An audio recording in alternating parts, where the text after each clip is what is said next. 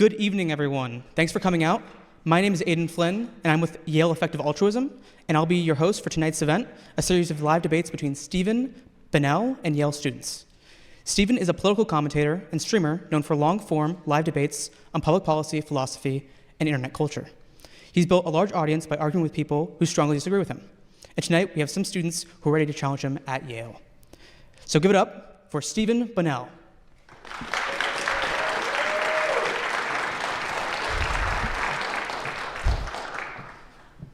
Before we start, a few quick notes. This event is being recorded and live streamed on Stephen's channels. Please silence your phones and try not to move around during the rounds.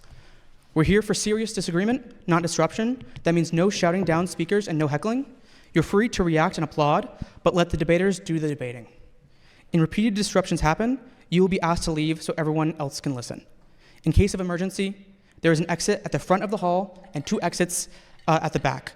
Please leave calmly and through the nearest exit and follow instructions from Yale Public Safety. We'll have 4 rounds, each centered on a specific topic and a Yale student arguing against Stephen.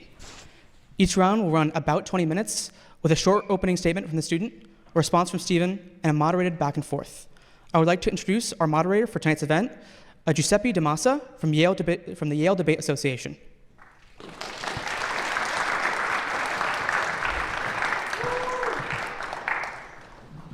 He will be helping facilitate tonight's debate. If time allows, there will be an audience or moderator questions at the end of each round. After the 4 rounds, we will take a few questions from the audience.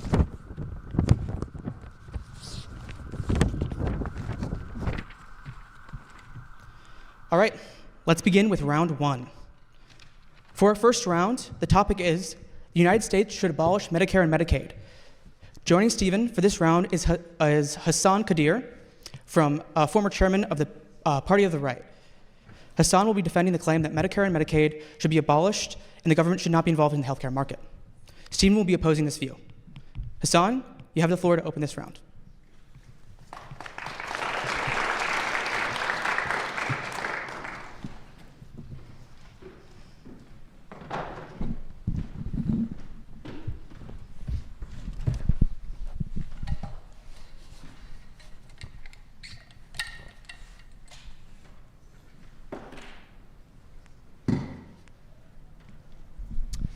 All right.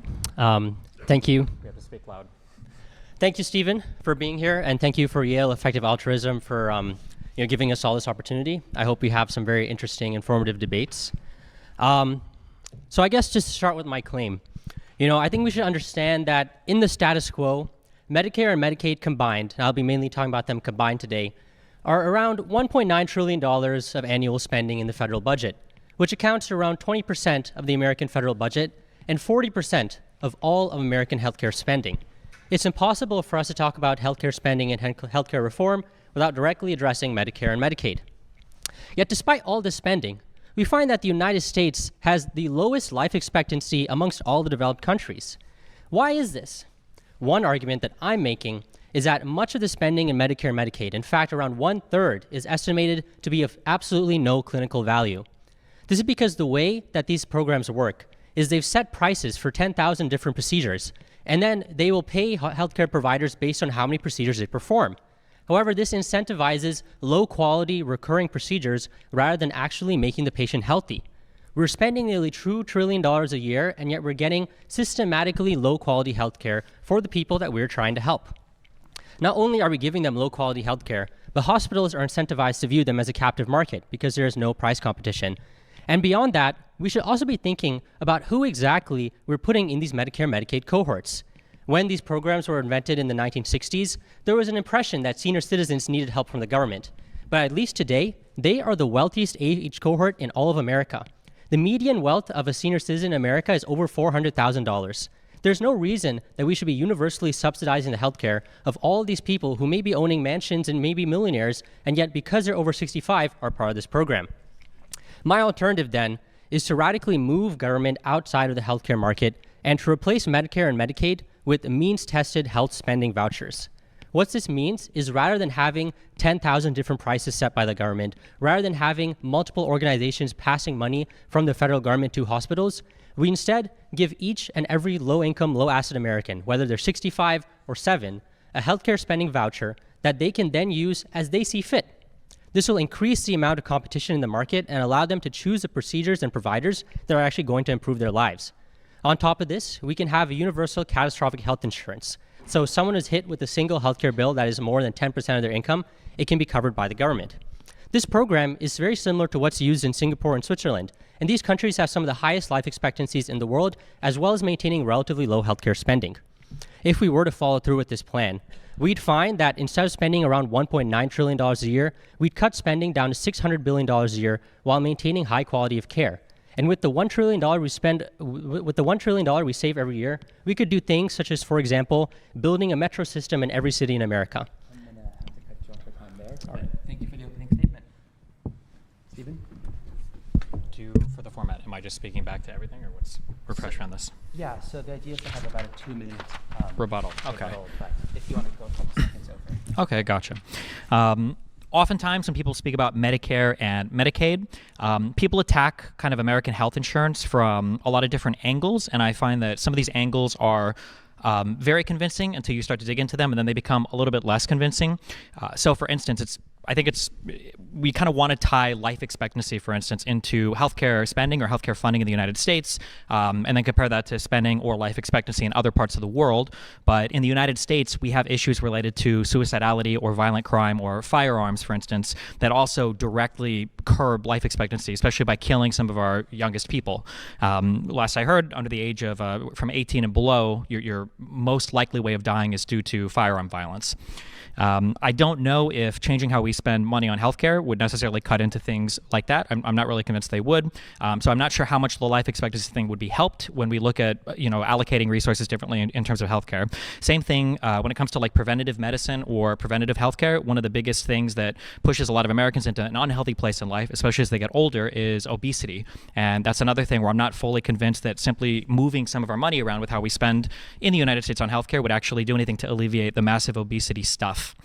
When it comes to hospitals being incentivized to give, bad health care or to do routine treatments, I think that it's kind of hard to speak about hospitals as being like a fully rational market where consumers can price shop and have a ton of different information available to them, typically because at the point of consumption of healthcare, a lot of the time we don't really have the luxury of making those choices for a variety of reasons. In an emergency situation, obviously you don't have time to make phone calls to different hospitals. There might not be any other hospitals around that offer what you in particular need. If a person has like a heart emergency or some kind of stroke, I doubt that somebody's going to be calling around to see who has the best stroke doctor or the best cardiologist or whatever. You're probably just going to whatever's closest, and then those types of specialists are in short supply in general, so I doubt that you have 10 different heart specialized hospitals even in your area regardless. So I don't know if moving health insurance to a private market or getting rid of Medicare and Medicaid would do much to alleviate or would do much to help us shop for healthcare. It just doesn't seem like a very efficient market to shop in. I know that when we talk about old people and we talk about their wealth and we say, well, maybe these people should be able to spend more on healthcare, there's a whole other conversation. But I think for the United States, the most common way that we have our wealth, especially in old age, is tied up in our homes.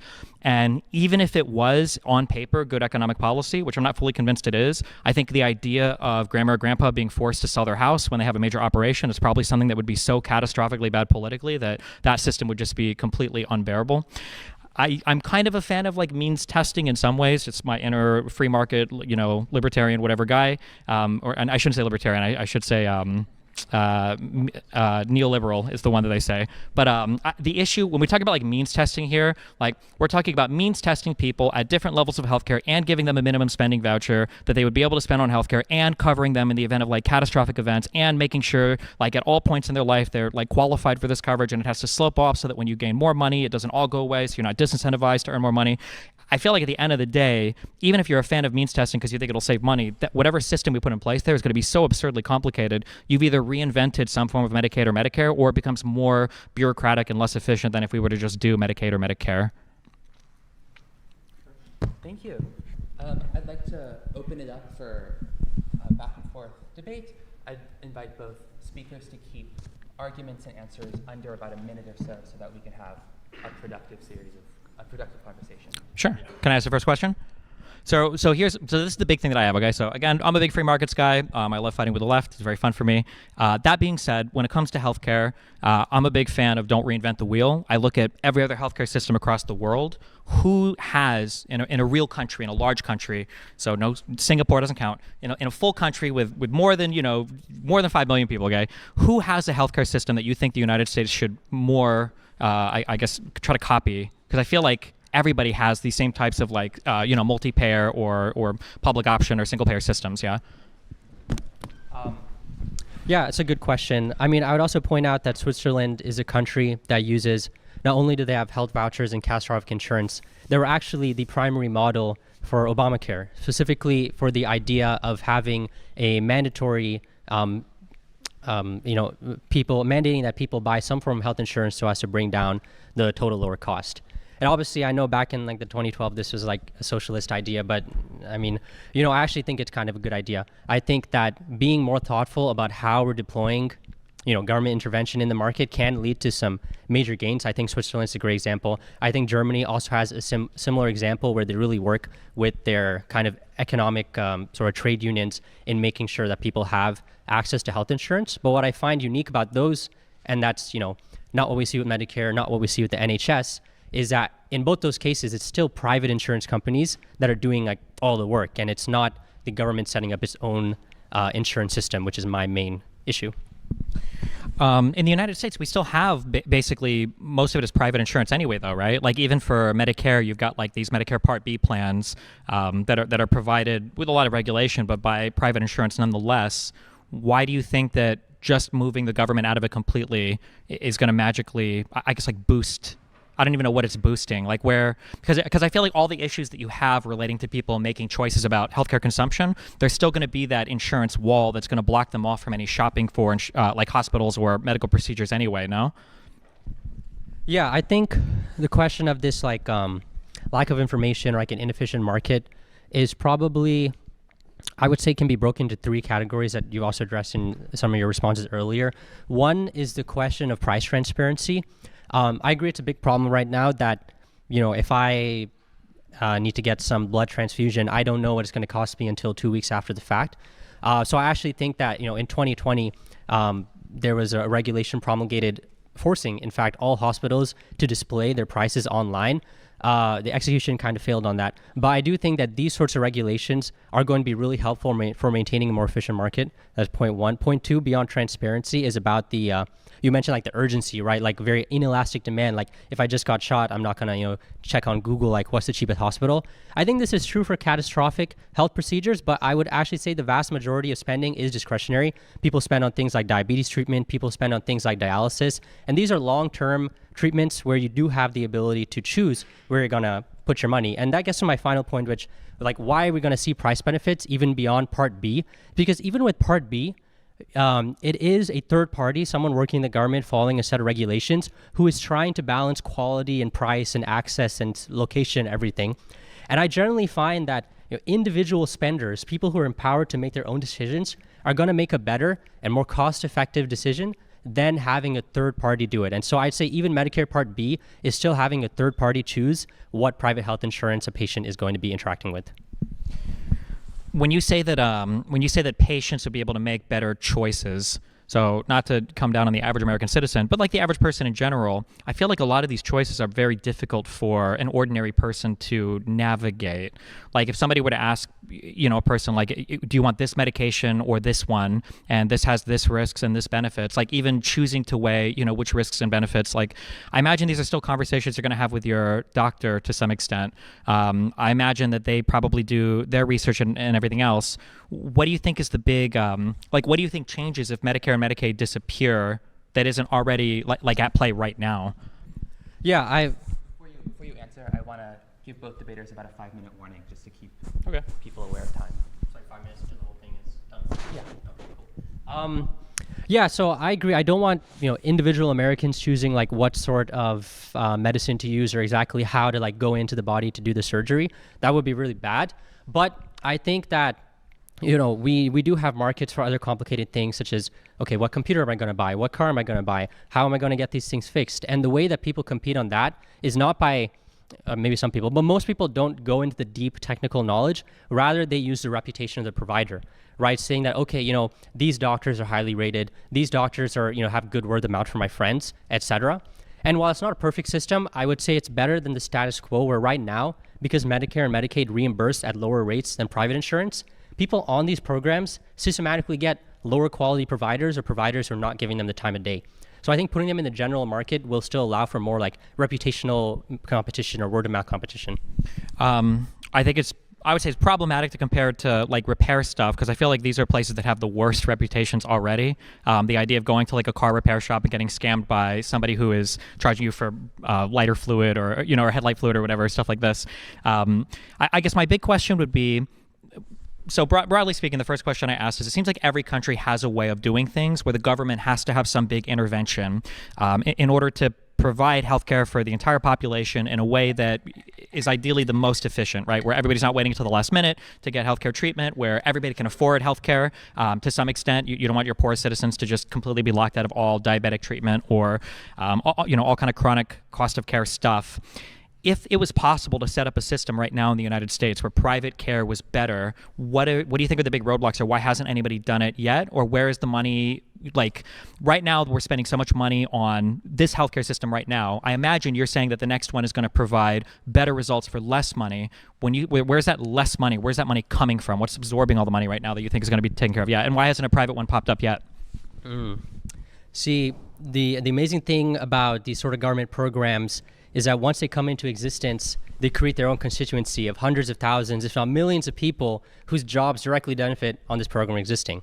And I think you'd find that many hospitals and healthcare providers, they know that a Medicare, Medicaid patient is going to have, they're not going to leave because they don't really have many options. They're going to get regular checks from the government. They're not really going to be judged on their day-to-day performance because it's someone else far away.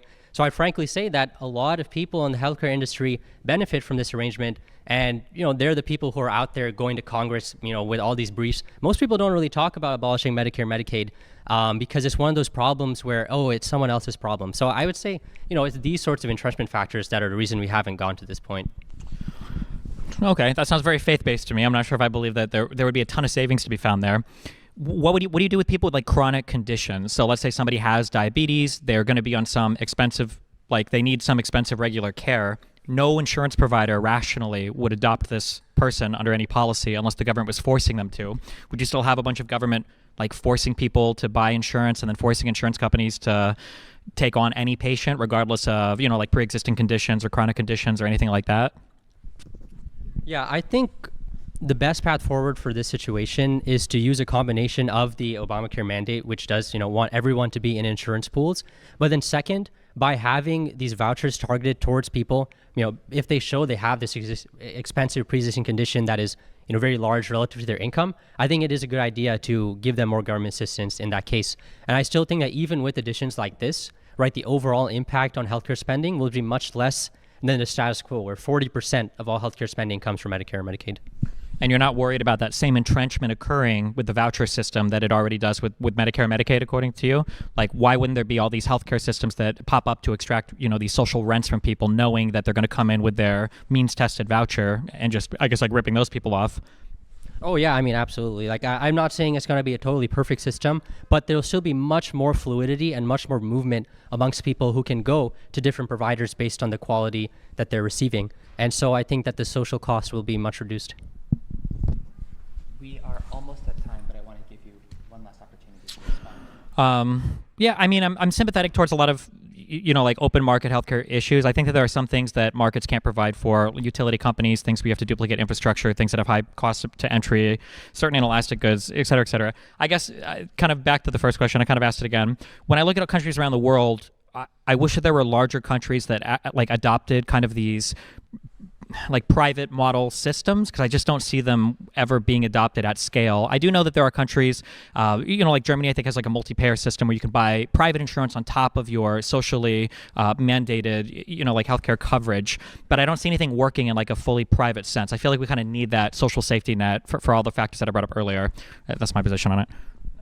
I would like to thank both debaters for an engaging debate. And good job.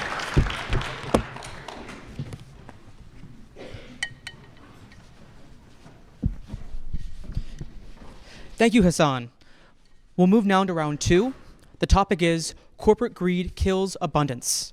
Debating this round will be with Stephen is Sherry Huang. Sherry will be arguing that corporate greed undermines any promise of liberal abundance. Stephen will be pushing back on this claim. Sherry, please begin when you're ready.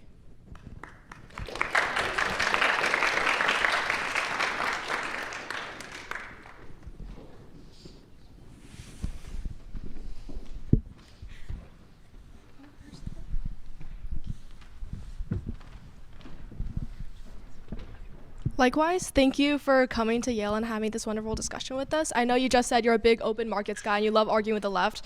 And so my argument is that corporate greed kills abundance liberalism through specifically intentionally protecting scarcity.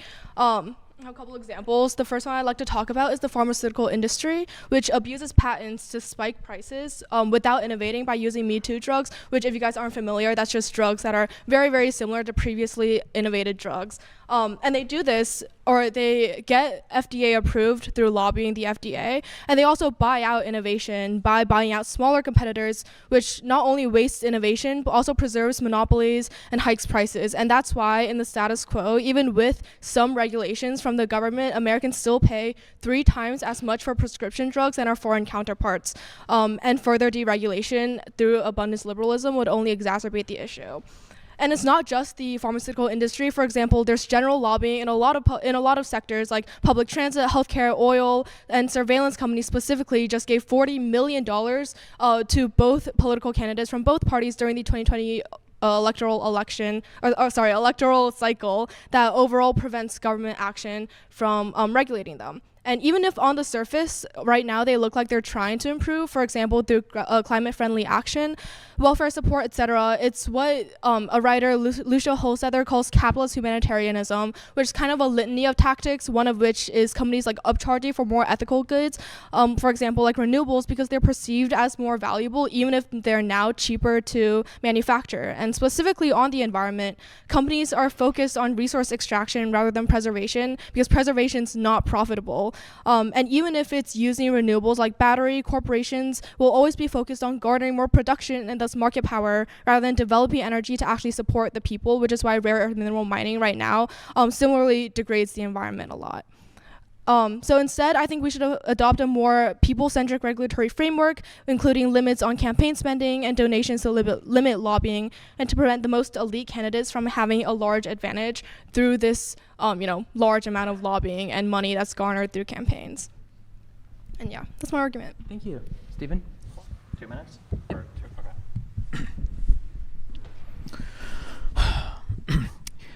So when it comes to talking about like scarcity or corporations or government involvement in markets, the thing that I like to focus on the most is that like there's this foundational truth that everybody tries to run away from at different parts in the argument, and that's just that markets are real. So when I say markets are real, what I mean is that there are times when I think even if the government needs to intervene, we have to understand that if the government intervenes in some way, there are going to be all of these extra effects that we have to be aware of, and we can't just kind of like hope those effects away.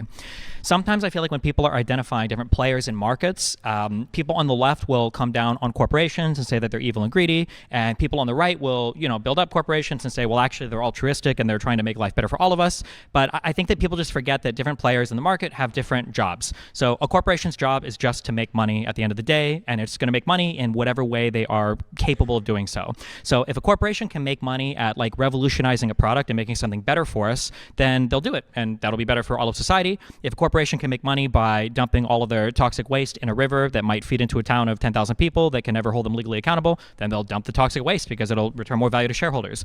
I think that the important thing when it comes to talking about abundance is recognizing like what are the different players in a market, like what can they bring to the market, what are they able to do to the market, and what are their incentives, and then what do we expect them to do in the market. I would never expect a firm to maximize for environmental good unless there was a huge government restriction or a huge government penalty on doing environmental damage. So for systems like cap and trade, or for systems that tax you based on like how much pollution you emit. I think that these are good systems because it encourages companies to try to incentivize or find ways to produce things that have less environmental damage, because then they can make more money, and their way of returning profit to shareholders is in a way that also aligns with the interests of the public, at large, external of that particular market. So they're not like causing environmental damage just because they want to make a cheaper shoe or something. I do agree that there are things in the United States, and I think that market people have a difficult time admitting this, where only the government can really provide good services. The idea that people are obsessed with things like Waymos or obsessed with Elon Musk's 450th convoluted idea for how to reinvent something that would really just be like a subway system or like basic public transit, I think is really dumb. I think that there are some things that the government can do well, and when it comes to those things, we just need to let them do it well. For the two abundance authors, I think that was their big, for Klein and Thompson, that was their big argument, that like if the government can do it, like let them do it and tear down all the roadblocks, because there's no reason. In the United States, we have so much regulatory framework, even around the government doing stuff.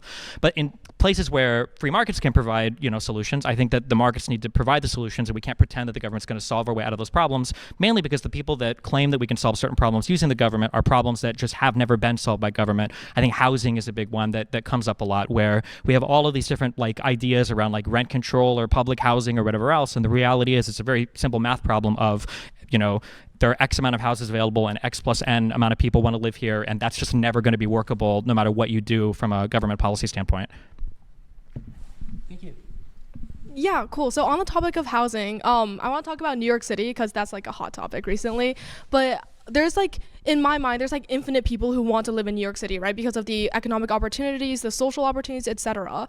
And right now, the issue with New York housing that we have is that there's more demand than there is supply, which means that these like landowners and these apartment, I forgot the word for it. Sorry, but like landowners, they're able to hike prices as high as they want because there will always be people who will buy the houses at those super high prices, which just like prices every single like lower income working class person out of those houses. So even if like sure it upsets the market, and there creates like even more demand for an already limited market, at least in that demand, poor or like working class people are similarly competitive as like super elite people. So I don't necessarily disagree with you there. This is a really hard question because nobody really wants to address it on either side. But the question then is like, who deserves to live in a particular area? So one topic that comes up a lot is like rent control. When we talk about rent control doesn't benefit the rich. It doesn't benefit the poor. The rent control benefits whoever's there right now, and that's it. And generally, you can see who's benefited by rent control because they live in a rent-controlled unit. You don't see the people that are hurt by rent control because they're people that could never move into the city otherwise because those units aren't available, or that it's not being demolished and more stuff is being built because of the restrictions or regulations around that particular unit. I think a question that's like very difficult that people at some point have to be able to grapple with is if you have 5,000 units available in some area and the prices on those units are high because everyone wants to live there, who's to say 1,000 of these should be dedicated to low-income people versus high-income people. Like if you want to save up more money and live in some area, is it more fair that a person who won a lottery got a dedicated housing unit and then you didn't, even if you had more money to pay for it? Like I don't know, why do you think that's necessarily more fair to do it via lottery versus income? Or Well, I do, because like the whole point of lottery systems is that it's more fair, right? And also it is like it gives everyone an equal chance and equal opportunity. And I think a lot of people who are wealthier, especially in the United States, get that either from like generational wealth or from like a lot of billionaires. I personally think like exploit workers a lot.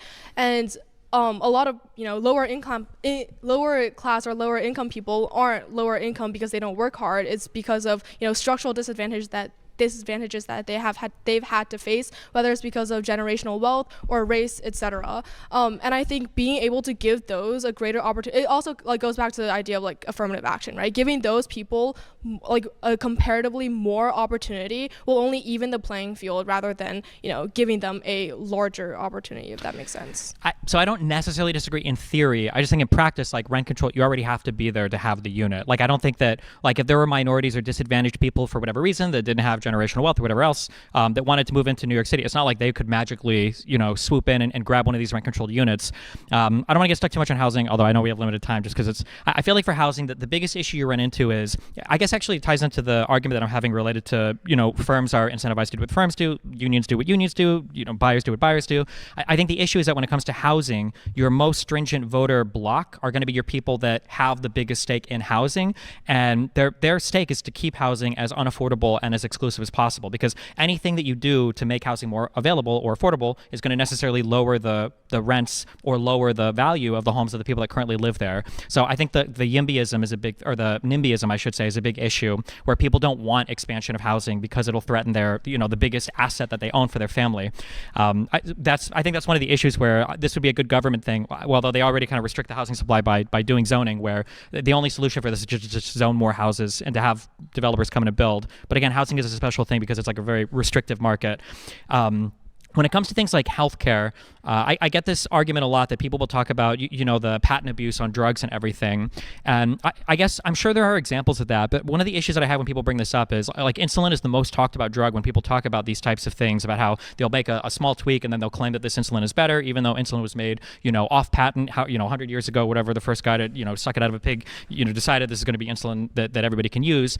That insulin is still available. You can buy that insulin, I think, at Walmart. You can buy it cheaply. You can buy it freely. But the problem is that insulin sucks. And the insulin that our pharmaceutical companies make today is like infinitely better than just the pig-derived insulin or whatever. Like the synthetics that we have today, it's long-lasting, it's slow release, it helps to moderate your blood sugar more. It does a way better job at, the 2 injections you get per day where you have a big crash and then your blood sugar goes high. So I feel like even when it comes to like patent abuse or pharmaceuticals, like there are areas that these companies are still innovating in. But yeah, I don't want to take up all your time. Go, yeah. Yeah, on the topic of insulin specifically, you yourself say that like the super old insulin from like however many decades ago is not great for your body, or at least not as great as the newly innovated insulin. But the issue is you yourself also say that the newly innovated insulin is also a lot more expensive than the super cheap one from Walmart. So my question would be like, do lower income people only deserve like the bad insulin because that's the only thing they can afford? No, unlike the earlier guy, I don't think we should have only private healthcare. I just think it's important to recognize, like we just can't have everything. Like sometimes people want everything to where they want like the newest stuff that anybody in the United States could manufacture, but then they also want it to be freely available to everybody, and they want to be the cost to be low as well. And I mean, like all of you have access to Fidelity or Vanguard. Like you can open a trader account and you can go and look at big pharmaceutical stocks. These companies don't really make more money than any other company in our system, and they're notoriously unreliable as well because sometimes they live or die based off of a single patent. There were a lot of companies that were competing against each other that have the COVID vaccine, for instance. So I think that when it comes to we need to have basic social safety nets for people, because you just, for people to be really wealthy in a country, your lower class, your working class, your bottom class, your lower middle class, whatever you want to call them, they have to have access to some like floor of goods and services. Otherwise, it just doesn't feel good to live in a place where, you're stepping over bodies to get to work. Like I agree that there should be some minimum level of stuff available for sure. I just sometimes, I guess the question I'm curious, this isn't necessarily a fair question, but like when you think of the difference between a person living on minimum wage versus a middle class person, like what do you think the difference in their lifestyle should be? Like if you work 40 hours a week on a minimum wage, should this person be able to afford like a single room house and a car and internet and everything else? So like what do you think a person that just lives on like 40 hours a week minimum wage should be able to buy? I actually don't think one person living off of, especially if this one person has like a dependencies, like for example children, would be able to buy everything that they need to thrive, maybe survive, but I don't think they could thrive off of the minimum wage, especially because I'm from Texas and our minimum wage is like $7.50, which is definitely not enough to buy housing in Texas, to buy like groceries, especially healthy groceries, but that's another argument. And just like everything they need to support their child in terms of education, childcare, etc. And this is also kind of another argument, but I also think there's a huge disparity between the living wage or the minimum wage that we have legally right now and the actual living wage, which is estimated to be around $15 for Texas, which is 2 times the minimum wage. And a lot of the times, this disparity comes in the form of being unable to, for example, like afford healthcare, especially in rural areas where it takes a lot of, gas money, oil money to get to the hospitals in the first place. And a lot of people, die because they don't go get healthcare. And I think that's also like a really big issue. And, that also is in part because of a shortage in medical workers, but I also think it's because people just simply can't afford or get access to life-saving medicines. I'm curious, so 5 minutes. So for the topic of this thing, it was corporate greed kills abundance. What do you think are like a couple big policies? You mentioned like a people-centric framework. What do you think are a couple big policies that are both advantageous to people in general, but is like contrary to what I guess like abundance liberals advocate for? Yeah, so for example, I think there should be a very strict limit on campaign spending and campaign donations, because right now the reason why there's so much lobbying in the government is because these political candidates get most of their money for their campaigns to win and be in government from corporations. And thus that also allows like the candidate with the most connections, the most elite candidate, to win that position. And then when they're in office, they have no choice but to follow corporations and whatever they say. And putting that strict limit will not only level the playing field in terms of political elections, but also prevent corporate lobbying. So I'm not going to go all into Citizens United because there are good arguments on I think on both sides of that, as upset as that makes people. That being said, I think I'm probably on the side of like some kind of way to eliminate super PACs is probably a good idea, if for no other reason, just because it looks really bad. But I feel like most abundance liberals wouldn't necessarily disagree there. I feel like maybe I should have asked for the question. When you say abundance liberalism, are you talking about like the Klein and Thompson book with like the abundance liberals and everything? Yeah, I think on that point, I'm mostly talking about how like innovation is kind of impossible. Or you also touched upon this, but we kind of lost the plot. But I think innovation is kind of impossible with the corporate system we have today, because like I talked about before, pharmaceutical companies just make Me Too drugs that are maybe marginally more innovative and marginally better, but spread out across like years when it really could be a lot faster. And usually it's these smaller companies that innovate because that's the only way they can compete. But a lot of the times, before they can fully innovate, these large corporations just come in and buy out that smaller corporation, so that they can maintain their monopoly.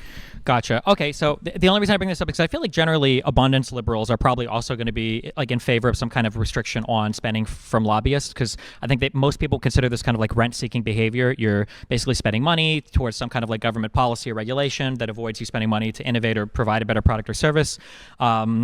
The last thing that you brought up, I'm a bad person to argue for that, because actually I think that the culture of creating a company just to sell it to another company, I actually think is absolute cancer, and I actually don't like the amount of vertical and horizontal integration that seems to be built into a lot of our technology sector. That if you talk to anybody in San Francisco, like the goal, the dream is to be acquired by Amazon or Google or whatever else. And I actually think there do need to be way more restrictions on that. I don't know how Facebook can own, I think like WhatsApp, and Instagram and Facebook and Messenger and everything else. So I wouldn't necessarily disagree there. I don't know if a lot of abundance liberals would necessarily disagree on that either. But I guess you'd have to ask them on that. Yeah, is there a third? Any other thing? I'm trying to think of a. Well, I was just talking about in terms of innovation, like a bunch of abundance liberals think that deregulation is the best way to achieve innovation, which I think is totally untrue, because deregulation will only allow companies to, again, create Me Too drugs, for example, and spike prices. And I think, well, right now we're not seeing, a whole lot of innovation. So either way, it's like kind of, try or die. I mean, I disagree. You don't think we see any innovation in the American healthcare system at all, or? I think we see very little as to what we could accomplish. Like the COVID vaccine came out really, really fast, and that's because there were a bunch of government incentives created for these companies. The issue is there's not government incentives for like any other drug. I think there are. We have like the rare drugs program or whatever. There's a name for this. But for rare diseases, the government offers a bounty. There's also, I think, like my guess would be probably within like 15 to 20 years, I think we'll have drugs for Alzheimer's disease that will be on the market. Like we're very, very, very close to kind of cracking the egg on that. I don't know if that's a saying or not, but yeah, I feel like there is innovation there. Sometimes it's hard to see, especially right now. It used to be that liberals were the ones that kind of fought against the companies, and then conservatives would highlight the successes of the companies. But because Trump has made everybody lose their minds right now, conservatives aren't like highlighting any successful things that any corporations have done. So like nobody is speaking out for the poor billionaires and the poor huge corporations. I do agree that we do need a better regulatory environment. One of the biggest arguments, to echo my queen Nancy Pelosi, who said that we need a Pelosi is a queen, okay? In this house, we don't disrespect Pelosi. Not while I'm here, okay? But Pelosi said we need a strong conservative party, and I think part of the reason why we need a strong conservative Republican party is so that we can bring back these like regulatory questions. Because right now we really don't have any approach to regulation. The left wants to regulate for whatever the agenda is, and Trump wants to deregulate for whatever he can get bribes on or invest personally in to enrich himself and his family. So we don't have that good conversation anymore. So yeah. I think that largely speaking, I would say abundance liberalism is about trying to find things that the market can do well and then rewarding them for that. And then when they can't do it well, get out of the way of the government doing it. I think we like half agree on some of this and half agree on disagree on other things, but go ahead. Oh, yeah. Yeah. Kind of. I just think that there's not much that the market can do well except make money, and I don't think making money, or at least corporations making a bunch of money, like billions of dollars, is necessarily a good thing for also a lineage of other factors. I think my overall argument is just that corporations can't do much well, and thus we have to rely on a non-corporate led government, which also doesn't exist right now, actually. But that's, I think, where I mostly disagree with abundance liberals. But Thank you. Let's give the debaters a round of applause.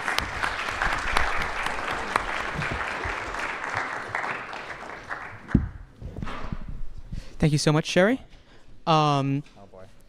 For round 3, we turn to a more personal and media-focused question. The topic is Destiny's rhetoric inflames the political climate. On this round, we have Hannah Owens, the president of Yale Effective Altruism and the member of the Yale Debate Association.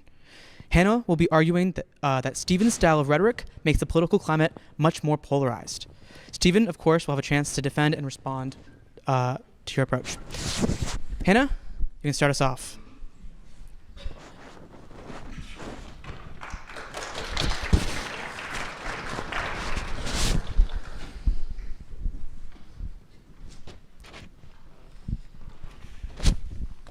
Thank you.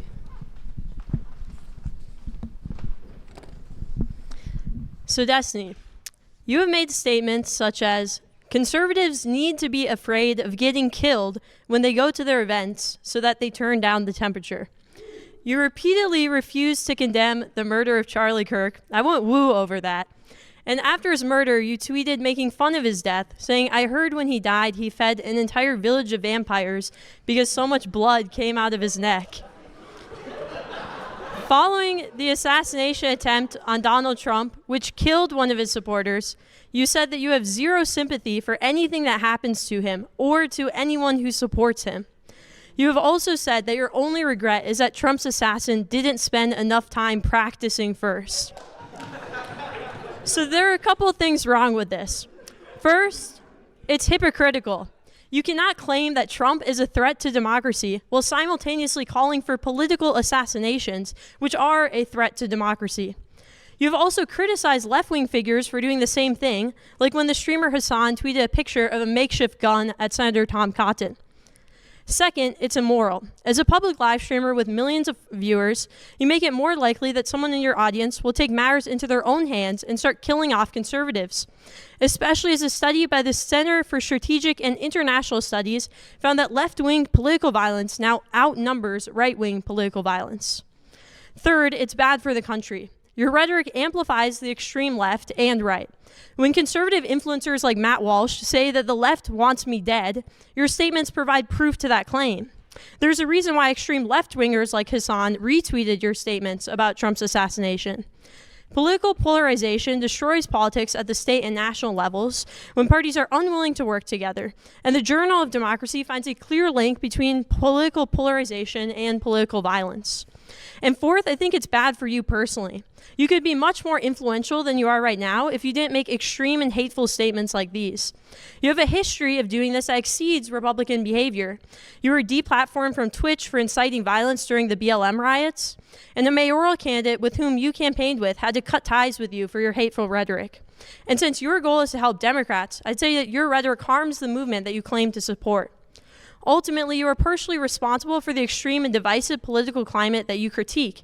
Your rhetoric inflames the American political climate, and I think that you have a net negative impact on the political space.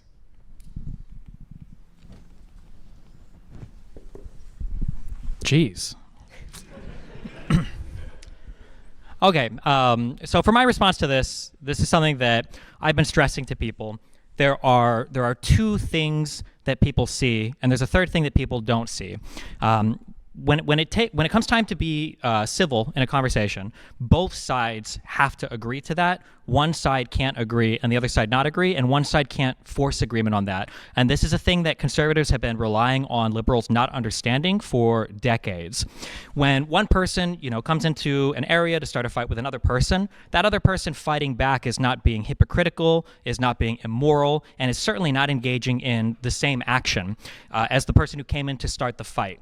So when when it comes to speaking about, say, you talk about how I never condemned the murder of Charlie Kirk, or I never said that the murder of Charlie Kirk is bad. It's actually not true. On that Piers episode where I was fighting with all the conservatives about it, I think twice on that show I said, yeah, nobody should be getting killed for political violence in the United States, but the right will not say this. And that is an unacceptable world where one side of this country has continuously, over and over again, disavowed political violence. I'm talking about like the political leaders. I'm talking about the Joe Bidens, the Barack Obamas. I'm talking about the differences when the assassination attempt was made against Donald Trump. Joe Biden gave a speech. He didn't blame either side. He said that everybody just needed to bring things down. He didn't mention that the shooter was Republican. He didn't blame Trump for his rhetoric. When Donald Trump was supposedly being hunted by Iran, Biden increased his Secret Service personnel, even though he had no obligation to. Meanwhile, Donald Trump stripped Secret Service protections from Kamala Harris and other Democrats as soon as he was in office because he, I won't say what his motivations were. I don't even know if he knows what his motivations are sometimes. And Donald Trump continues to do one-sided attacks against only one section of the country when it comes to calling for people to stop being violent. He went on Fox and Friends a day or two after Charlie Kirk was dead, and he said that when the left wing does violence, it's because they're evil. When the right wing does violence, it's just because they're just tired of the left wing doing it. When Biden was running for president, he had to disavow all the violence of the BLM protests. When Donald Trump ran for president the second and third time, he did it with the promise of pardoning every single January 6ther and every single person around him that was engaged in seditious conspiracy or a number of other crimes that were doing it to further Trump's interests. And he followed through with all of those pardons. When it comes to violent rhetoric, I'll make a lot of jokes. Now, conservatives supposedly make a lot of jokes. They said, I remember when Elon bought X that comedy was legal again. Apparently it's not, because I catch a lot of heat for some of my tweets, but they have no problem when it comes time to making jokes about Paul Pelosi, when he was almost beat to death by a guy in his house with a hammer, only because the cops showed up. The guy didn't get to go through with it. They have no problem making jokes or conspiracy theories about different shooters. Donald Trump didn't even acknowledge the death of the two Minnesotan lawmakers, or the one Minnesota lawmaker and her husband, and the other one that was attempted to be killed. When he was asked about this in the White House, he said, who? He didn't even remember it. This environment is not equal. So all this is said, and the most common response to me is basically, well, aren't you just making it worse? So I don't think that standing there and allowing yourself to have the most unbelievably inflammatory, hateful, disgusting, threatening remarks made at you as a side over and over and over again by one side and remaining quiet, I don't think that there is any virtue in that. I think insofar as you allow yourself to be ran over and destroyed by one side that has absolutely no limitations on how they conduct themselves, I just don't see what the virtue is in that. I've heard people online who have said things like, I was going to make this joke about this particular thing, but I know if I say this, Destiny's going to come at me and make this comment about it, so I'm not going to say anything about it. I think it's good that if you're a conservative and you read something that I say and that really pisses you off, really gets the snowflake twinkling or whatever, if that happens, good. I think you should feel upset. And maybe, just maybe, the next time Trump makes an unhinged tweet or truth, maybe a conservative stops and thinks, maybe it's not okay to just support these statements as trolls or memes or epic jokes. And maybe if I'm trying to hold a YouTuber I'm watching online more accountable for his speech than I am the president of the United States, maybe there's something that's deeply wrong and flawed with that system that the conservatives could step back and take a look at. I respond? Okay. So what I'm not calling for is for you or for Democrats at large to remain quiet, right? What I think I'm clearly calling for you is to not do the same thing that you're critiquing conservatives and Republicans for doing. If you think that's bad when Trump says inflammatory rhetoric, or if a conservative calls for a Democrat to be killed, you can no longer criticize that practice when you then turn around and say, I actually want the conservatives to be being killed, and I want Trump to be the one who's getting killed. You recognize that my position is not the same as them, though, right? That when they say it's funny and hilarious when the left gets killed and we're going to never recognize our side, that when I say, oh, okay, well, I'm going to copy the same stuff you do until you're willing to mutually accept that we stop, that these positions aren't the same, because they're never willing to stop, right? Okay, so do you think that that's what's going to happen? You think that you going out there and saying conservatives need to be killed is going to lead to the conservatives saying, oh yeah, I really want to compromise with this person. I want to work together with the Democratic Party. So I've never said that conservatives need to be killed. Okay, I've never said that. Wait, so you said specifically that they need to be afraid of getting killed so that they turn down the temperature.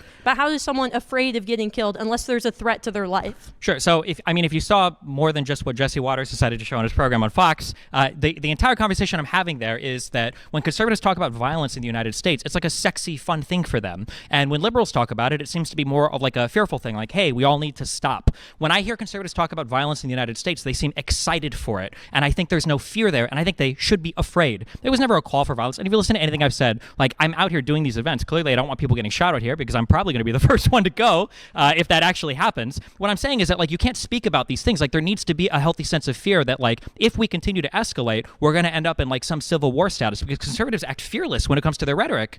Yeah, but again, the same thing I would say, which I don't think was addressed, is do you think it's an effective strategy to get one side to negotiate with you to say that you're okay with them dying and it doesn't bother you if they get killed? I think it's more effective than allowing them to do it, like, unimpugned, yeah. Wouldn't it be more effective to say it's bad when they do it and that's how you can win voters to then get elected? That didn't work last time, did it? Oh, so you think just because Biden lost one election, that means that MAGA Republicans rule the country and that Democrats have no chance of winning unless they become authoritarian themselves? I think Democrats will win the next set of elections, but I think the fact that Trump won says something is deeply wrong with the American public right now and is deeply wrong with our discourse. If Kamala would have won all 7 swing states, it wouldn't have been as much of a landslide as it should have been in that election. The reality is that the president makes on a daily basis unhinged tweets that would dwarf the entirety of an ordinary Democratic president's tweet history combined. I can probably find something he's tweeted today or yesterday that he said that's worse than the totality of everything said in his entire administration, for Obama, for Biden, for any of the Clintons.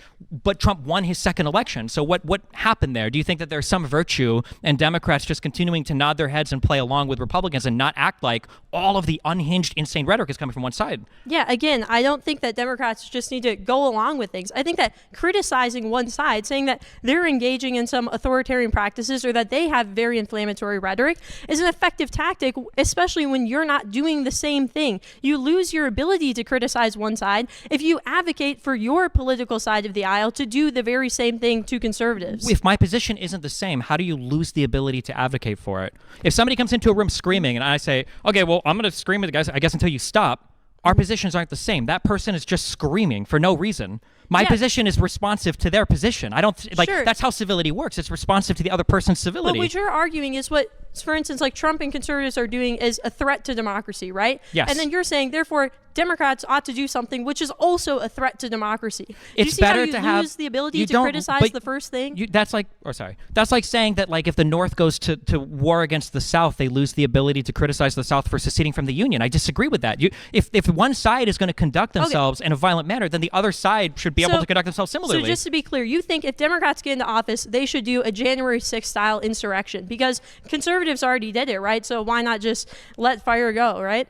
If we do it, hopefully we don't fail like they did. Okay, I think that I think that there need to be severe repercussions for the current administration, up to and including anything that related to the Department of Justice, related to investigations, related to what maybe creative interpretations of the law like the conservatives have taken upon themselves to do. Yeah, because right now, the pattern that we've set in the United States is that if you're a conservative, you can do basically whatever you want, and at the end of the day, the Democrats are going to show up to not only clean up your mess, but pretend you didn't do it and then try to play along with you. So then what bothers me about that is Democrats really can't claim to be the party of democracy when you, again, make statements like this that, it'd be fine and actually preferable for us to create an insurrection that would overthrow the democracy to instate forever democratic rule, right? So would you agree that you can no longer criticize Trump or conservatives for being a threat to democracy? No, because my position is not the same as theirs. I'm willing to play democracy as long as they're willing to play democracy, but I'm not going to play democracy while they play. You won't defend democracy when another side is attacking it. One side can't defend civility. It has to be two sides.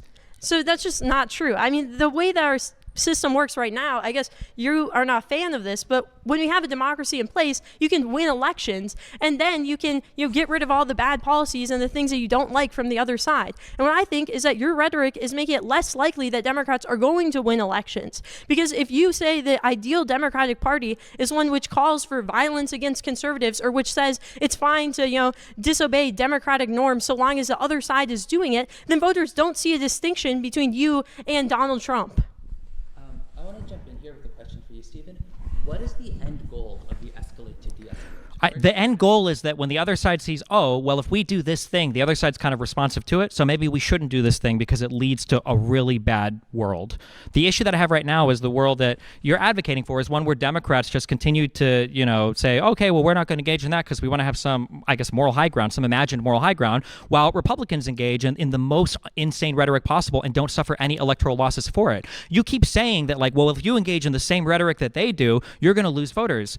They won the last election. I don't know what that means. That's like the weaker side saying, if you do this thing that the other guy's doing, you're going to be weaker than he is, and he's already stronger than you. But like you said, there's a difference between retaliation and starting a strategy to begin with. So if all the Democratic voters are voting for you because they believe in democracy and they believe in these norms, you take away the difference between you and Republicans when you start to engage in the same behavior that they are engaging with. But there's still a difference. The difference is that the Democrats are willing to come back to the table and be adults if the Republicans are. And you say that, like, you're losing the voters. We already lost the voters. We lost the majority vote in the last election, and the first time in how long for the people that voted in the election. It doesn't seem like they care too much about it. It seems like they're more concerned with an executive that seems like it's championing the interests of the people with, chants like lock her up, than they are about people caring about democratic norms. I think that it feels like the left isn't fighting for the American public when they just allow themselves to be steamrolled over and over and over again by a right whose rhetoric is getting increasingly unhinged. Okay, so like just to clarify, you think it would be a good thing for Democrats electorally if they were to adopt the same rhetoric that Donald Trump or conservatives are currently using, like on the mass scale? It would be better than just having them adopt it, yes. Okay, so you think it's better, though, than what the Democratic Party is doing currently, which is criticizing Trump and the conservatives for having that type of rhetoric? Yes, because even an electoral win, I don't think is a real win. When it's 50-50 with like the most authoritarian guy ever, with a guy who's making truths and tweets about having his political opponents hanged, and then people are like, well, sometimes YouTubers are being kind of mean. Like, this world is not equivalent to me. It's not rational. It's not sane. Like, a bare win over a guy who's joking about running for a third term, and he's only joking about it because he's probably never going to survive this term because he's so sick all the time. Sure. I don't think that's a huge political win for us. Okay, but once again, I don't understand the criticism of Trump wanting Democrats to be hanged if, you think it's fine if a Democrat were to say that Republicans should be hanged, right? If a guy was holding an explosive over here and I'm holding a weight that's going to drop and hit an explosive over here, if he blows me up, our positions are not the same. If he never blows his dynamite up, I'll never drop the weight and blow mine up. I just watched Terminator 2, so I remember the scene where the guy blew all the people up, right? But you keep saying, Republicans keep making the same mistake saying, you guys have the same position, so now you can't criticize them anymore. My position is responsive to their position. Sure, but do you think that once you pass that threshold, like say once Democrats have done their own January 6th and we have no democracy, you really think you can get back to the system that we had beforehand? That there's an effective way to de-escalate the system after you have engaged in escalating it? I think that whatever comes after, even if it's a war, is preferable to a system where the next person thinks that they can act like Donald Trump too and get away with it over and over again. Because right now, the Republicans, in their mind, they should run another candidate that's just like Trump but worse because they haven't even paid any electoral consequences for it. Stephen, are you calling for a war when you say the next person, it's better to have a war? No, I'm not calling for war. What I'm calling for, what I would hope is that the President of the United States, I can't even believe that this is like a controversial statement. The President of the United States, if he was a moral human being, a man with integrity and honor, a leader of men, of people in the United States, should be able to say, all of us need to be less violent. That's like the most bare minimum decent statement in the world a person can make. But for some reason, the president can't make that statement, and conservatives are obsessed with criticizing the left anytime they say stuff that's even remotely approaching what the president of the United States is saying on a near daily basis, publicly, on social media, in 4K, like broadcasted to the whole internet, not even said with shame, like behind closed doors. Okay, well, again, my response to this, so your response is, well, when Democrats do it, it's just in retaliation. When conservatives do it, they started it, right? A conservative would say the exact same thing. Someone like Donald Trump would say the reason why I'm, making inflammatory statements is because Democrats are engaging in political violence because they killed Charlie Kirk and because, they want like Republicans to go to jail and they tried to indict me and all this stuff. So the escalation comes on both sides. You can make the argument from either side. You can, like if I stand at the bottom of a building and jump because I feel like I can't fly and another guy says he can fly and he jumps off the building, there's a difference in truthfulness in these two statements. Republicans can pretend that the escalation has happened on both sides, but the record clearly demonstrates otherwise.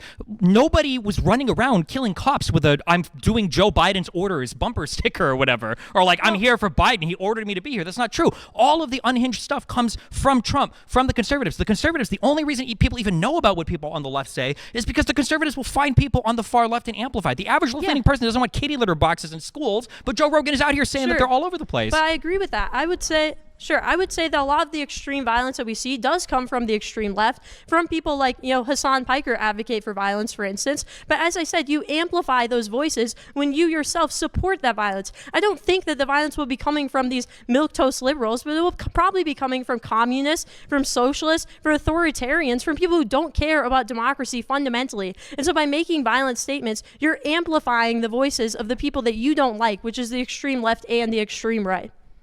Thank you to both debaters.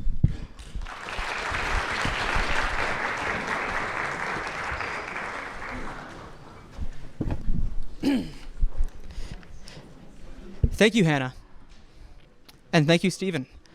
For our fourth and final round, the topic shifts to ethics and personal behavior. You ought to be vegan. Debating this with Stephen is Cole Haynes.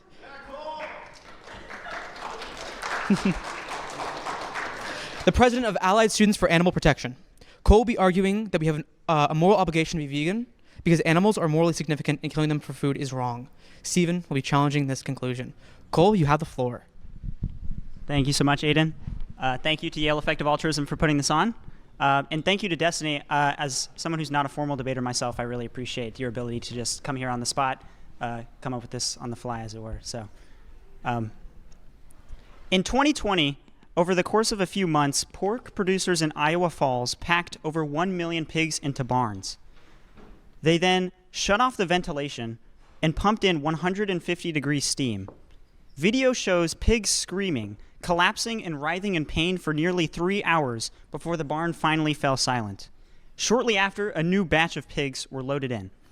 This event was, by all plausible accounts, a holocaust. And yet few people know it happened, let alone that this kind of thing happens constantly. 80 billion land animals a year, that's 200 million every day, are raised on factory farms in some of the worst conditions imaginable. These facts make eating animal products, in my view, one of the worst things a person will do in their lives. My argument is very simple. First, I claim that it is deeply wrong to cause enormous amounts of pain, suffering, and death, even to animals, for comparatively trivial benefit. This is a modest claim.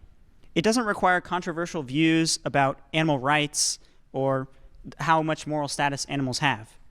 It supports some of our most basic intuitions. For instance, most of us would agree that it would be seriously wrong to light a cat on fire for the sake of hearing its screams. My second claim is that in ordinary circumstances, when we buy or consume animal products, we cause massive amounts of suffering for trivial benefits. Consider some of the facts about factory farming as of 2025. Nearly all breeding pigs live in crates so small that they can't turn around. Piglets are castrated and mutilated without anesthetic. Many pigs arrive at slaughter with pneumonia. Transport alone kills hundreds of thousands. For broiler chickens, they're bred to grow so fast that most spend their lives in pain or are unable to walk.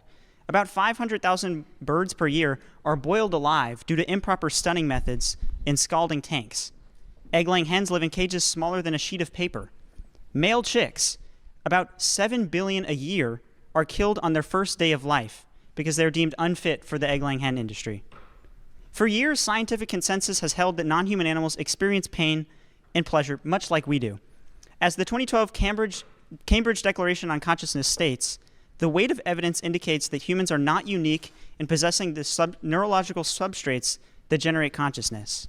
What makes torture morally bad is the intrinsic character of the experience, the way it feels from the inside, not the species or intelligence of the victim. A typical meat eater causes animals to spend about 132,000 extra days, that's roughly 364 years, on factory farms. Causing 364 years of torture is presumptively wrong. So the question is, do we have a sufficiently good reason for doing this? For most of us, we clearly don't. Animal products taste great. I will be the first person to admit this. And they're probably better than plant-based products. But our gustatory pleasure is clearly a bad justification for justifying torturing sentient beings. Especially for someone like Destiny, with the platform that you have, the stakes are even higher. If you convince just 3% of your average viewers to go vegan, you could help spare roughly 210,000 animals from some of the worst misery ever experienced by sentient beings. So my question to you, Destiny, is why aren't you vegan yet? Okay, I think that there are two huge problems with veganism that I think vegans hand wave away, and they just kind of assume are one is that the thing doesn't matter, and then the second is that we just kind of take it for granted.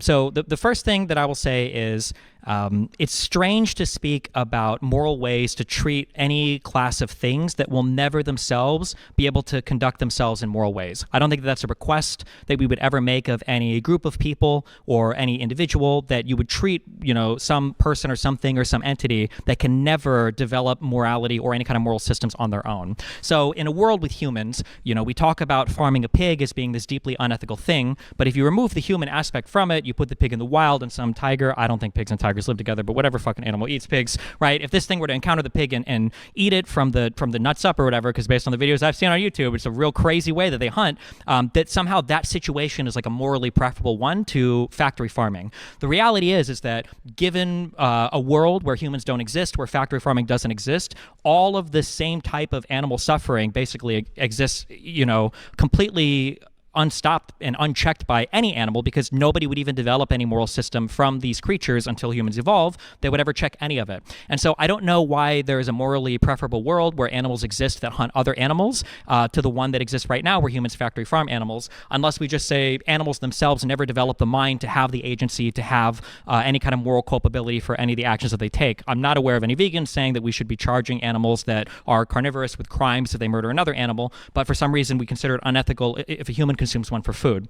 The second issue has to do with this concept of a mind like ours. I'm aware that mammals all possess like similar substrates, similar parts of the brain that do the things that our brain does, but I think it's pretty clear that none of these animals seem to have developed a mind like ours, such that there is no emergent culture, no emergent like real language capacity or communication skills, or the ability to understand things in the past, present, and future, or in other areas at different parts in time. These are all like really sophisticated things that humans have developed, and I think also go into our understanding of things like pain and suffering as well. You can see an animal that gets hurt and it seems to have pain, and it might even develop some kind of like associative responses to stimuli in the environment, and it looks bad and it pulls at our heartstrings, and I definitely understand that. But I mean, I would harken to the first thing in that for the moral argument, in the wild, these animals will never develop these moral systems. And then to the second thing, to say that we understand that their understanding of pain or suffering is similar to ours is a statement that I just don't think we can make. I don't know if we'll ever be able to make that statement. We can't even see consciousness really in other people. We just kind of assume it's there when the parts of the brain are communicating, and they seem to have a conscious experience like ours.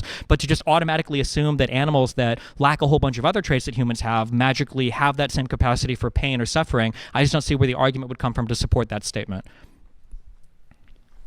So there's a lot to parse there. I guess the first thing I would ask is, I don't think you fully addressed the claim that I'm making, which is this intuition that we have that it would be wrong to torture a dog for the sake of hearing its screams or something like that. Most of us have this kind of intuition. My question is, how can we explain this intuition except for the principle that it's wrong to cause massive amounts of pain and suffering to beings, even animals, for the sake of relatively trivial benefits like, the pleasure of hearing them scream? So how are you going to explain that principle without, Yeah, I would argue there's two senses of intuition pumping that's happening here. The first is that I think we heavily associate dogs with like man's best friend. Like, we've bred them to literally be domesticated animals that are friendly with humans. So the idea that you would be killing one, especially in a way where you're literally just doing it to, have some kind of like weird pleasure, I think that hits against that. But I think people also get similar feelings, funnily enough. I watched this unfold on a Twitch stream once where a bunch of people were abusing this robot that was walking back and forth. They were kicking it, it was falling over, and people were like feeling kind of sad. I'm sure people watch Blade Runner 2049. They felt sad when the one like stick lady got stepped on or whatever, and even though she's a robot, like we have intuitions for these things, but I don't know if that like tells us anything about the nature of the animal itself, because if I were to look historically, it seems like hunting developed as a strong thing that was intuitively correct from basically all of human society. I'm not aware of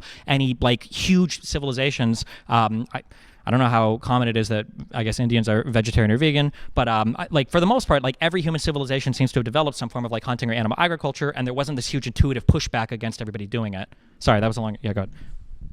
Yeah, I'm still not sure you fully addressed. So you addressed some like reasons why we have these intuitions, but you didn't explain why these intuitions don't show that the action is wrong. That I guess what precisely is it that makes torturing a dog for the sake of hearing its screams, or kicking a robot or something? What makes those actions wrong? Well, I feel like the thing that's wrong is it feels like anytime somebody is engaged in some kind of like needless destruction, or is getting some kind of like pleasure out of seeing something else, either break or be in some kind of pain, I think that as people, that just kind of throws up a red flag that it's unlikely that somebody's going to do that to an inanimate object or an animal, especially one that's bred to be like friendly with us, and not also do that same thing to other people. I think that's the thing that we just immediately kind of recoil from. Okay, so I mean, to be clear, we put people who torture dogs in prison for many years. I think it's up to 7 years in some states. So you're saying the reason we do this is because it's indicative of some kind of cruel disposition that they might, behave in other ways and other wrong ways to other humans. Is that fair to say? Well, if you're asking me where the law comes from, I mean, that's a complicated. But I would say what would justify that putting people in prison for 7 years? I mean, maybe you think that we shouldn't put people in prison for 7 years who, ruthlessly torture a dog for the sake of hearing their screams. I mean, I would find more alignment with vegans there, in that I think it's strange to put people in prison for, torturing animals like dogs, but animal agriculture is acceptable. But people obviously have a lot of issues with that who are meat eaters. So, but yeah, I mean, I would argue that it's probably because of like there's some kind of like sociopathic tendency or disposition there where you're just beating on a thing to feel good about yourself, whether it was an inanimate object or a dog or a cat or whatever. I think most people would view that in a very reprehensible light.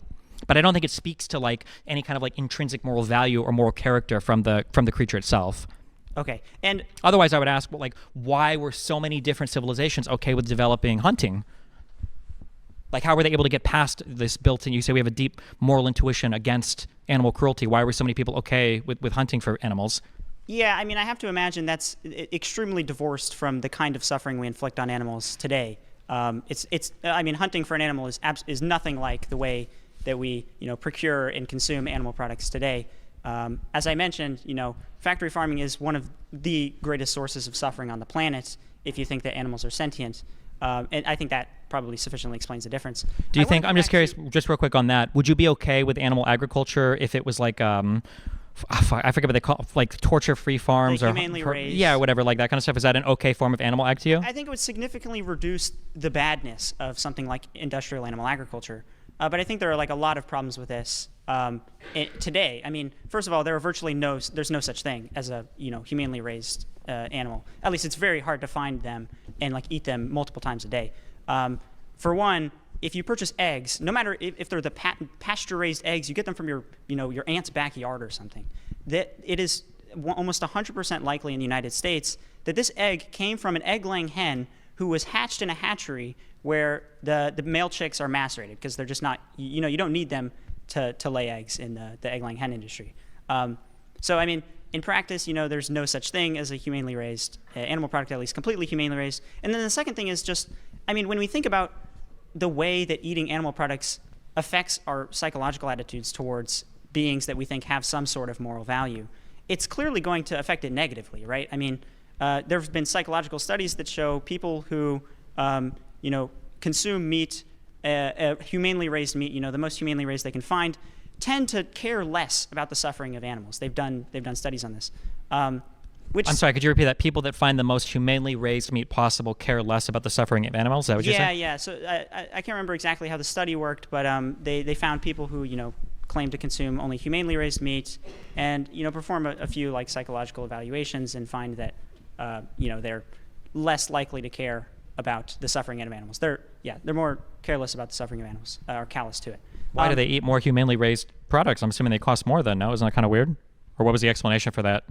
Yeah, I'm not entirely sure. Okay. But besides that point, I think in practice, like I said, it's extremely hard to find humanely raised products in the real world. So you'd have to be like extremely diligent, almost as much as a vegan, in how your effort to reduce the suffering you cause with your animal product choices. Theoretically, if you could do it though.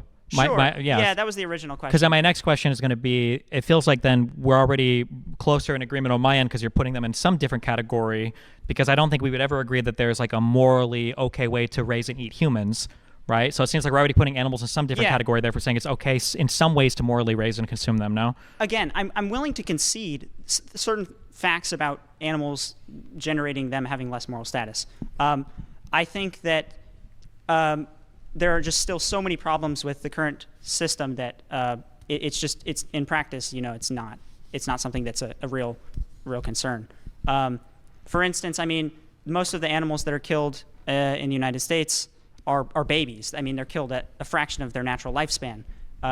If the reason killing is wrong or death is bad is because it deprives a being of the future they would have otherwise had, then that seems like a seriously wrong action to take.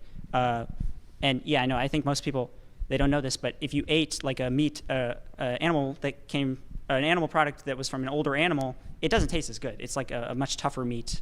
Most people wouldn't enjoy it. So yeah. And yeah, I guess the point I want to just fully reiterate is that someone who is trying to like eat humanely raised products would have to be as diligent as a vegan, because they'd have to admit to be charitable with this argument, you'd have to admit that if you make a mistake and you accidentally eat, a fast food or something, or from a restaurant where you don't know what an animal product is, you'd have to admit that you've just done something that's somewhat equivalent to torturing a dog for the sake of hearing its screams. Yeah. Stop you there. 5 minutes, Stephen. You want me to talk for 5? No, I'm just kidding. That was a 5-minute warning. Sorry, you said that eating an animal would be the equivalent of hearing a dog scream. Well, I feel like there's a big difference there, because the person eating the animal is engaging in like a biologically necessary function where we eat, and we know we need to eat to survive. Now, obviously, we don't need to eat animal products to survive, but I think that's a lot different than just torturing an animal for the sake of getting some kind of joyful response out of torturing the animal. I think that even when it comes to animal agriculture, this is the reason why like the PETA videos or whatever videos of animal ag are so effective, is because if people see somebody torturing an animal and all they see is like pain and suffering from the animal and somebody getting some kind of sick, twisted enjoyment out of it, even for an animal that we ordinarily eat, I think most people would be really uncomfortable with that. But I also, does it not bother you, or I guess how do you address or deal with the fact that, in kind of like the animal kingdom, absolutely no moral systems or no moral treatment emerges from any of these animals either? So why would it be, for instance, unethical or immoral for a human to eat an animal, but it would be more ethical to leave that animal in the wilderness where another set of animals could, kill it, often in kind of painful, excruciating ways, before they consume it? Yeah, I mean, the first problem with this kind of justification for why animals don't have moral status is that when we look at our own human species, we find beings that are incapable of this kind of reciprocal moral behavior that like conservatives. I'm so joking. I'm just kidding. I'm so sorry. Go ahead. And we still think that these beings have moral status. Infants, severely cognitively disabled people, the elderly, the senile. Not the elderly, the senile. So I understand this argument. It kind of runs into like this kind of like name the trade place. Like I would make an ontological argument here. I would say that like mankind or people kind, I don't know what we call it now, but like humanity has like these qualities to it where a fully developed person that's as realized as you can be biologically would be able to do all these things. One of these things is have the capacity for thought and reason such that social contracts and moral systems emerge. Now, maybe every single member of that class, for some reason, a brain injury or some other type of developmental error, isn't able to do it. But as a class of people, like we would say that we have this thing. Therefore, we treat, our moral status only kind of works if we grant it to every single person in that category. We can't like pick and choose people in the category, because then the whole category itself becomes suspect. So I'm not fully convinced that just because some senile or very young children are incapable of reciprocating morals means that, well, that's the same thing as the whole animal kingdom, of all of which will never reciprocate morals. I don't find that argument very convincing. Sure. And before I address that, I just want to point out that the view you're claiming to be more intuitive is highly unintuitive. The claim that the particular kind of being a being belongs to determines whether the pain that they experience matters morally is highly unintuitive, I think, to most people. I mean, suppose you woke up tomorrow and you didn't know what you were, and all you felt was just the most extreme agony you've ever experienced. It's like an unreflective agony. You're not thinking, wow, I'm in so much pain right now. I'm rational and I'm in so much pain. No, it's just extreme agony. If you ask yourself, or say you find out you're a pig or something like this, I don't know how this would be possible. I guess maybe you're behind a veil of ignorance and you like step back or something. If you find out you're a pig, should we think, wow, I guess my suffering didn't matter at all? This just seems highly unintuitive. But I guess to address your point about Wait, just real quick on the Sure, for the example. Again, I find this is a form of intuition pumping because it always feels like, imagine one day you wake up and you're just screaming in agony because you're part of a factory farm, and then the alternative realities it's like Charlotte's Web where you're on a farm and everybody's happy and the spiders and the pigs and everybody get along with each other. Well, like I'm trying to imagine what's it like living as like a deer, and you wake up and there's like a leaf that's moving and you don't know if there's like 15 animals about to jump out and eat you, and that's literally every single day of your existence for your entire life until you get old enough that something finally catches up to you and eats you and you die.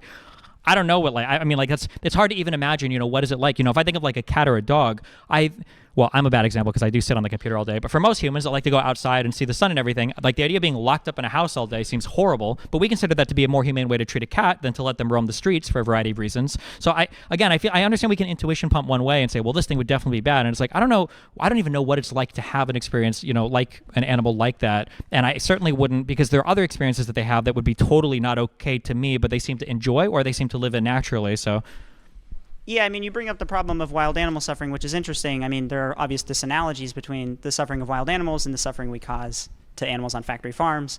I mean, for one, we cause the suffering to animals on factory farms. Animals in the wild, no moral agent is causing the suffering to another, another being, another sentient being. So maybe that plausibly explains the difference. Another thing is maybe you just accept that, like, yeah, wild animal suffering is bad, and we should do what we can to prevent wild animal suffering without, preventing or without allowing some similarly bad action like destroying an ecosystem. Yeah, so maybe that's one way you could explain that. Does this argument?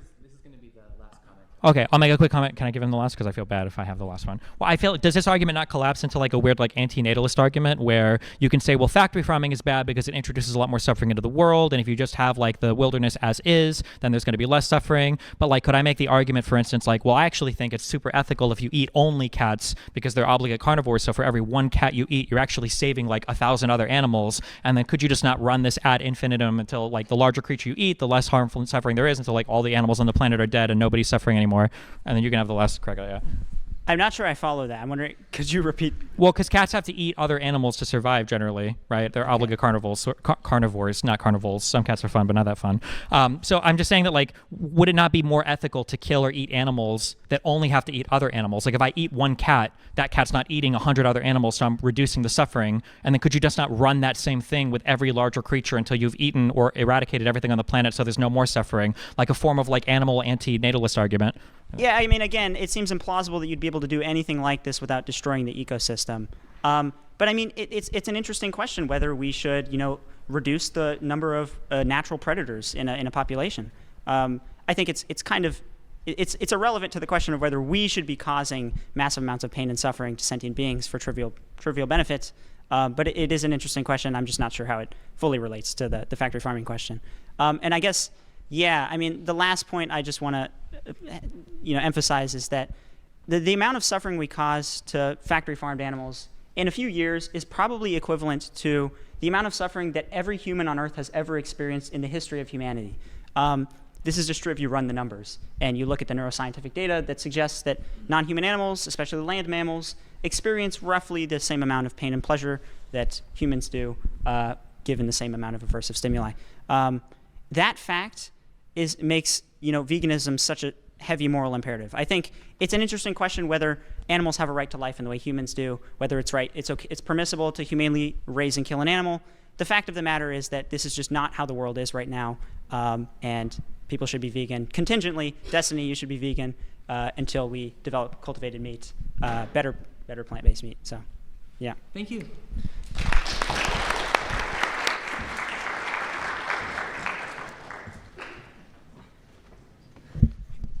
Thank you, Cole. And thanks again to all our student debaters and Stephen for those 4 rounds. We're going to have a few questions from the audience. Stephen, if you could repeat what's called the question so the stream can hear. Here's how this will work. If you have a question, please line up at the microphone floor, and we can answer those. Please keep your questions brief, under about 30 seconds, and make sure that they're actually questions, not speeches. And please direct your questions to Stephen or either in general or about a specific debate. We'll get through as many as the remaining time allows. We can go a little bit over. Stephen, are you ready for questions? Yeah. Great.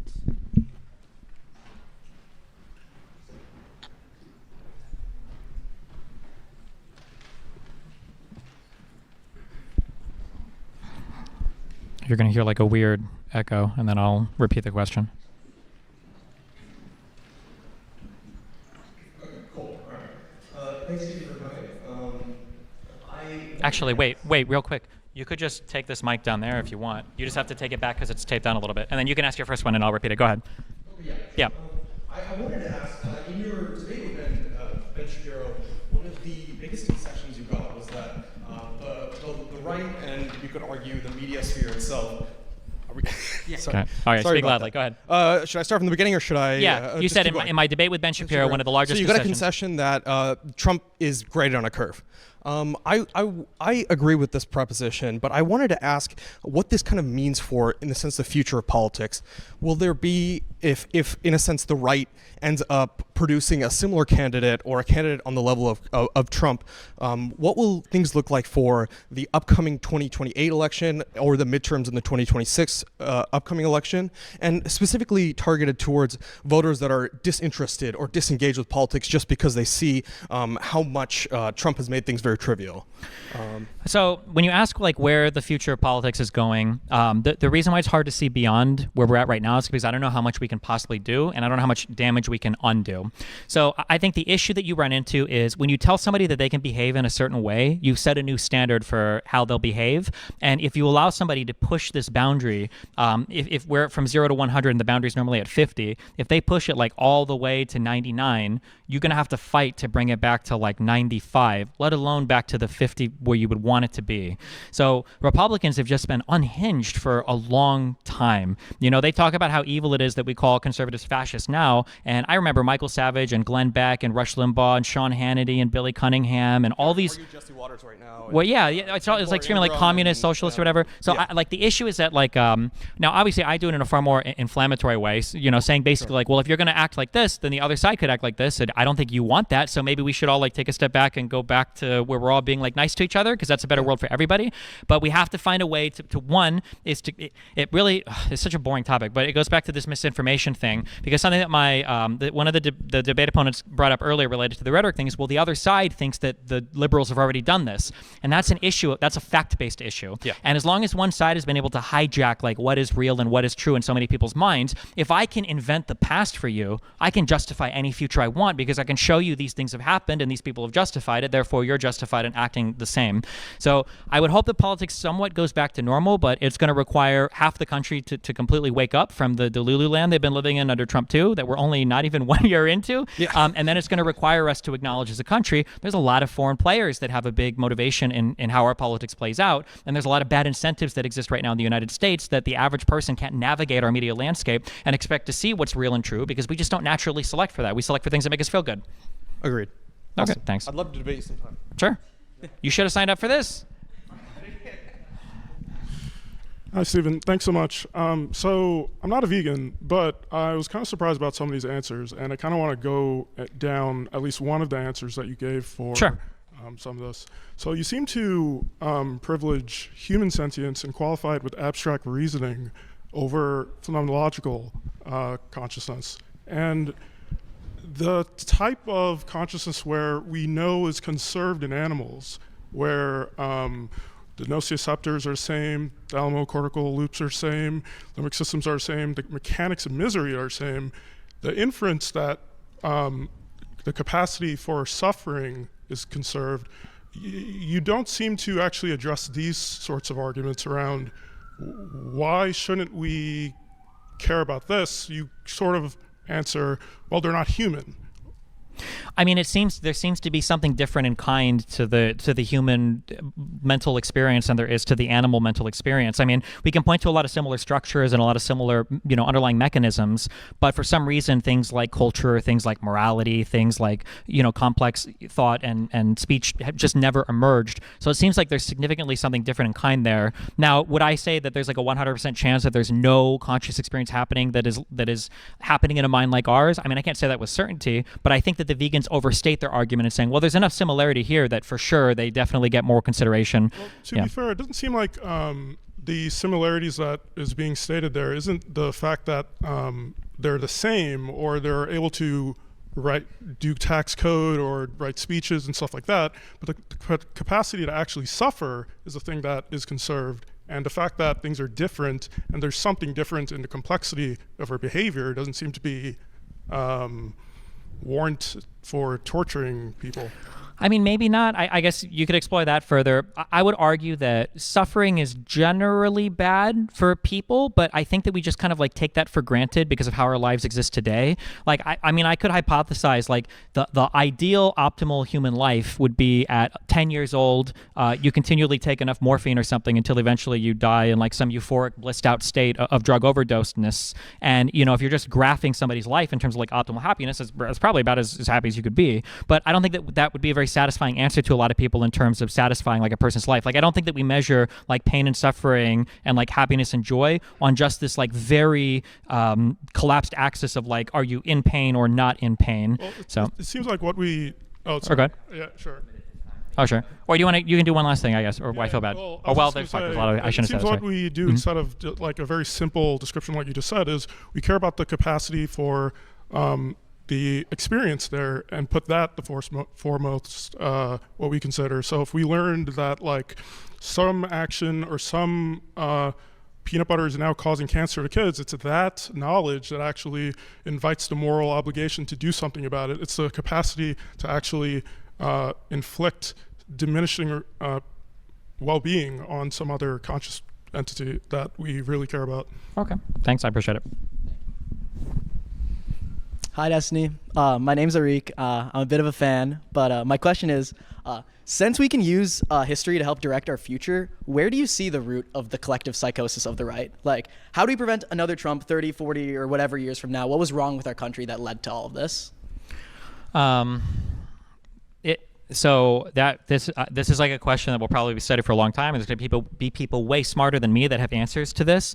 But like, I would argue that a big thing that happened was, I would say in a way, like a microcosm or a macrocosm, like the argument that I had earlier of like, well, you don't want to be just like them, that's like a microcosm of, I think, what's happened with liberals and conservatives over the past like 30 years of this country, to where liberals have been expected to govern both like morally and in a way where they can communicate the rightness of what they're doing, and conservatives have just been expected to kind of show up and then just like do their song and dance, and you know, however they govern, who actually cares?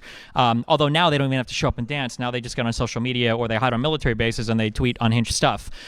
So for example, like when I look like historically, if you want to talk about the economy, really if you want to talk about anything, I don't think it's an accident that we had a massive economic collapse at the end of the Bush regime, where we had the 2007-2008 global financial crisis, and then Obama has to come in at the tail end of that, clean all of that up, right the American economy, and then get everything working again. And then for some reason, after 2 terms of that, then Trump gets to come in, write off all of that. You know, even though things like his illegal immigration was higher than Obama's ever was before COVID hit, his budget deficits were increasingly past where Obama's was when Obama left office. None of that mattered. COVID came in. His response was terrible. I'm not saying it should have been a perfect response, but like, it was measurably terrible in a ton of different ways. He lied about the number of infections. He constantly downplayed it. He admitted to downplaying it. And then after Trump was gone, then a liberal, Biden, had to come in, clean things up, kind of like right the ship, get things going again. And then now a Republican president is coming again and is like making a mess of things. When you have a world where one side is expected to lead and govern and has to act in a moral way, and the other side gets to come in and just knock everything over, and we're not allowed to tell ourselves an honest history of what happened, at the end of the day, you're destroying people's ability to learn and to actually have informed decisions going forward about what they want their leadership to look like. Because the collective delusion we have to live in is, I would argue, I'm not trying to argue too much for the other speaker because it's rather than out of here, but like this, they say like, well, you guys need to be more civil. It's not fair when you do the same things they're doing. I would argue that thought process has driven liberal politics for the past 2 decades, and it's why we're here now, because we've allowed the other side to live in this delusional fantasy land where they think they've governed appropriately, like the Democrats have, but they haven't. They've made a mess of things constantly, and we're constantly expected to pretend otherwise, and I think that's why we're where we're at right now. Right. Thank you. Yeah, okay. Thank you. Hey, Destiny. Hi. So we agree on a lot, so I want to do something a little spicy. So in the vegan debate, it seems to me that you're removing animals like entirely from your moral framework. So I'm wondering, how do you justify animal cruelty laws? It seems the way you did it in the debate was by saying that it predicts behavior in the future. But it seems to me that that's not really how our criminal law works. Like, we don't try to criminalize things because we predict that someone will do some negative action in the future. I don't know if I would justify animal cruelty laws. There's a lot that goes into that. It's an intuitive thing that a lot of people just have a feeling about. But but I am who I am. So, but I don't know. Like, I think, like, I always make fun of people that are meat eaters that get like really mad about Cecil the lion or some dog or cat being, killed when they're totally content eating chicken nuggets and cheeseburgers all day. I think it's a huge hypocrisy from some people. There's also laws against, sodomy all over the place, and there's probably a lot of laws that I couldn't justify personally. So, yeah. Okay, so you don't agree with animal cruelty laws? I don't know. Like, if insofar as they might be predictive of crazy future behavior, maybe. I don't know if we ever have any other law like that. I'm not sure. I guess I don't think. But yeah, I'm kind of indifferent to all of that stuff. Yeah. Yeah, that's consistent. Thanks. And for our final question. Gotta save the best for last. Hi. Hello, Stephen. Thank you for visiting us here today at Yale. And I'd like to ask you, if the average American suddenly became significantly smarter and more emotionally intelligent, how do you think political communication and strategy would have to adapt? Also, how do you think the current American populace, mainly non-politicians, would look back at the current administration's actions and rhetoric and put that down in the history books? Man, that's a hard one. If we all, Joe Rogan and Candace Owens would immediately lose 90% of their audience, I would say, is the first thing. No. I don't know. That's a hard one. If everybody, because it's also kind of a selfish thing, because obviously we all imagine ourselves to be the enlightened ones, in terms of what everything would, everybody would look like me or think like me. The thing, I'll speak about it in this way. The thing that I think that we lose the most is that I don't necessarily think everybody needs to agree with me on everything, but there are some things that we should agree on, like ways to arrive like at epistemically sound positions, being able to evaluate news and stuff, and we should be able to have an argument over things where the conversation is rooted in like actual real fact, and then we can have a debate on where things should go from there. So I think it's an interesting conversation about like housing, or COVID is one that I bring up a lot, right? Were the lockdowns too aggressive? Should there have been vaccine mandates or not? I think that there are really compelling arguments between intellectually honest people on both sides of that conversation. There's something to be said for like, can the government really tell me that I have to inject something into my body? That's a statement that a lot of people just assume is, well, no, I'm completely anti-government mandates, but that's not true. If there was a virus that, lurked silently in your body for 2 weeks and then had a 90% kill rate, I think the most libertarian person in the world would say you absolutely need to mandate vaccines, or I should be able to kill you if I think you're infected. Like, people would go to that level. But then, when the disease becomes less significant, people start to pretend their principles are changing when it's actually more like an outcome-oriented question. So yeah, I think the biggest thing that we've lost by not being a little bit more, I don't know if you call them emotionally or intellectually intelligent about things, but we've lost the ability to debate policy, and we're just constantly getting stuck on debating reality. Is it Ukraine's fault that Russia invaded, rather than, what are the reasons why both sides might be fighting with each other, and what should we be doing to alleviate those reasons? Or, is Israel like a bloody apartheid state that's only interested in genociding as many Arabs as possible? Or, is there a complicated interplay between the history of both of these people that other players internationally have fit into in a negative sense in both sides? And like, what can we do to alleviate the suffering, especially on the Palestinian side?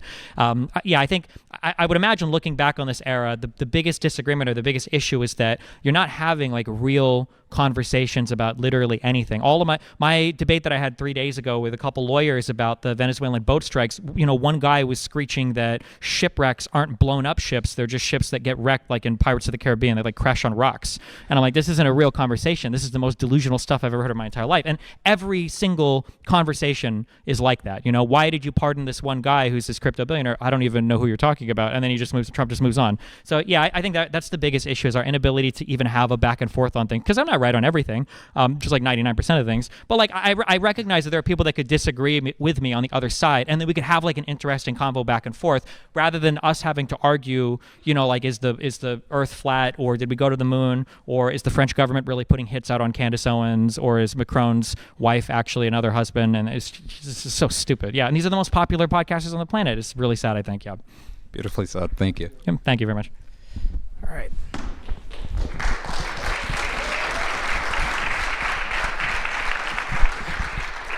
All right. We're going to end it here for tonight. On behalf of Yale Effective Altruism, I want to thank Stephen Manel for coming to campus and debating with us. Thank you as well to our debaters, Hassan Kadir, Sherry Huang, Hannah Owens-Pierre, Cole Haynes, and to our moderator, Giuseppe Di Massa, and to all the volunteers who helped with this event. Thank you for coming, thank you for listening, and engaging with the arguments. Please exit the hall calmly so we can hear the room and break up down the setup. Have a good night.